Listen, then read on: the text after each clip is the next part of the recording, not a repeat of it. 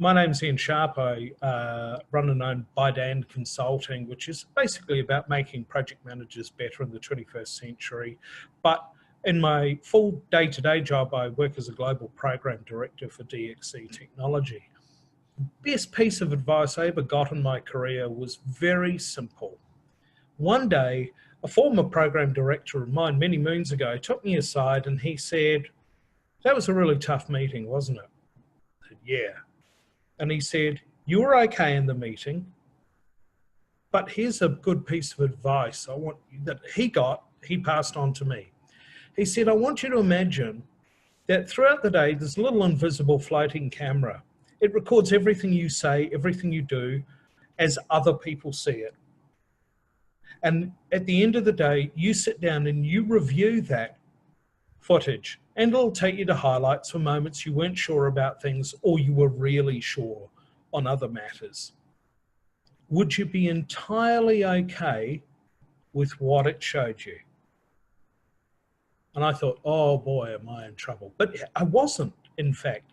He was just making a point that I was actually okay in the meeting that we'd had, and it was a really tough, it was a bloodletting kind of meeting. And I was okay, but he saw that I didn't feel okay when I came out.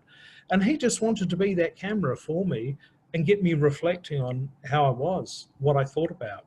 And that was such a good piece of advice. I've often paid that forward, and I hope other people find a use in that as well. Now, the second question, what tip would I pass on?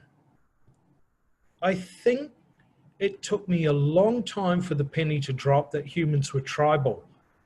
And early on in my career, managing projects, I was managing individuals. That's fine, right? Getting the right frog on the right log, making sure that they're performing the way you need them to do, dynamiting rocks in their way, so administering kisses and kicks, all the stuff that we all do. But it took me a long time to realize that humans were tribal and that there was a big difference between managing the cadence and the environment for the team, how well the team was interacting, as opposed to just assuming it happened because you were managing the individuals, and it doesn't. All of our risk ultimately is people-driven. And the best way I've found of managing most of the delivery risk is to look at the team performance risk. The analogy's often been used, a team of star players does not make a star team. I'm sure everybody's very clear with that. But don't underestimate to look at the interactions.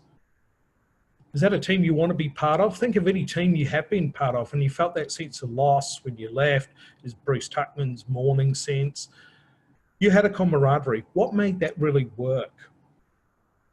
It's not necessarily because these are the best skilled people on the planet, but they've got the best rapport. They've got each other's backs. And I can't emphasize enough what a huge advantage that is in any delivery around the world that I've ever been part of, be that project, program, agile, digital transformation.